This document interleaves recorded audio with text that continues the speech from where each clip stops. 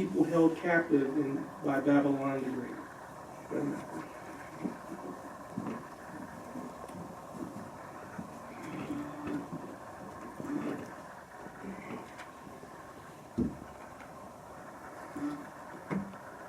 Have you ever seen a man's disposition when he's fresh out of jail? Or an individual who is finally free from debt? No doubt they are happy and appreciative. It is said, those who have been held captive truly appreciate freedom. Do you appreciate freedom? Well, most of us probably have never been to jail, and a few of us probably will never get out of debt. But I'm referring to spiritual freedom. So, we're going to discuss when was God's people held in spiritual captivity by Babylon, when we were freed, and why should this deepen our appreciation? Spiritual captivity. Previous understanding was captivity lasted from 1918 to 1919. Ezekiel 37, 1 through 14 points to a longer period of time. Jehovah shows Ezekiel in a vision very dry bones, which indicates being dead a long time. The identity of these bones are the house of Israel, but in a larger fulfillment, the Israel of God.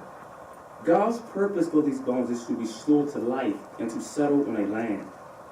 Verse 7 through 10 and 14 shows 7 steps before this full restoration.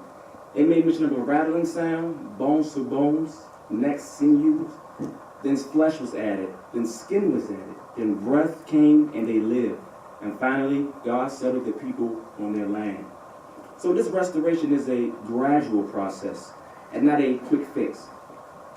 So when did these spiritually dead people go into captivity by Babylon? Well, Acts 20, 29 and 30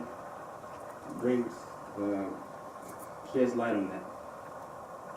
It says, I know that after my going away, or my death, oppressive wolves will enter in among you, and will not treat the flock with tenderness.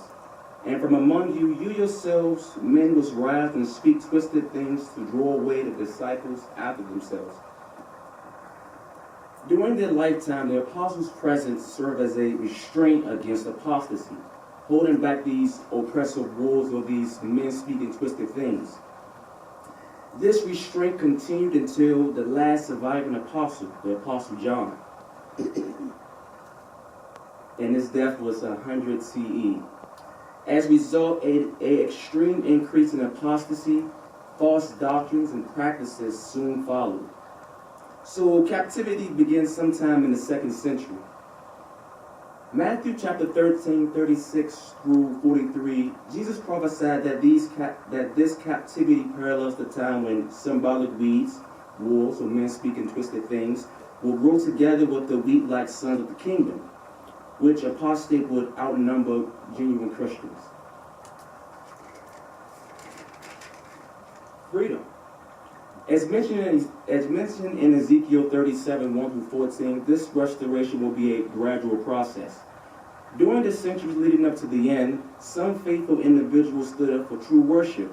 Others helped produce the Bible in the common language despite being outnumbered by apostate or weed-like Christians. Let us read Malachi 3, 1 through 4 to see how prophecies unfolded.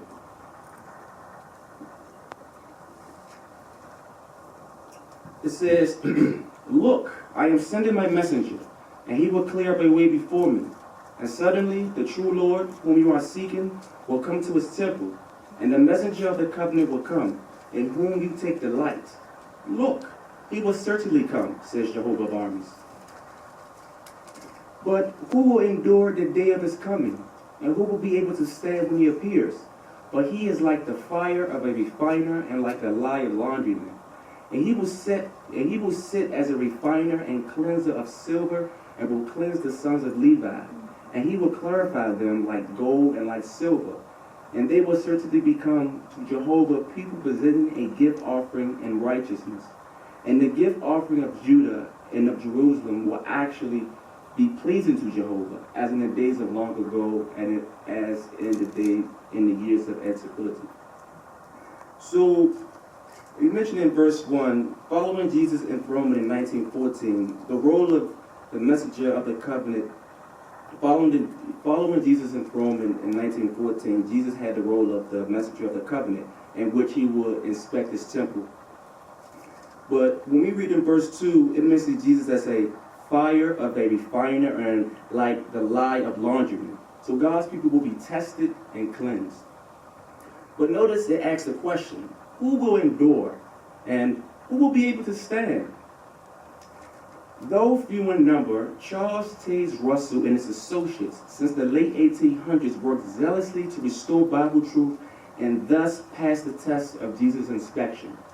The churches of Christendom, who for centuries had taught God dishonoring doctrines and participated in the massacre of World War I, they were rejected.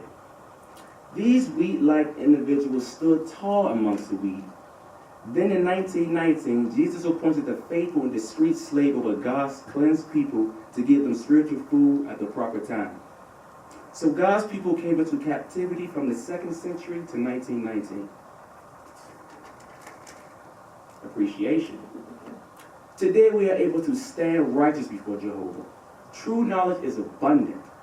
Nobody on earth understands the Bible like we understand the Bible.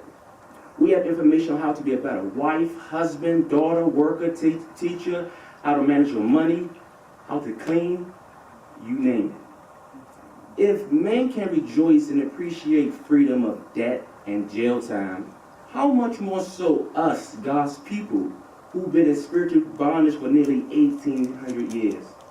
So I ask you again, do you appreciate your freedom?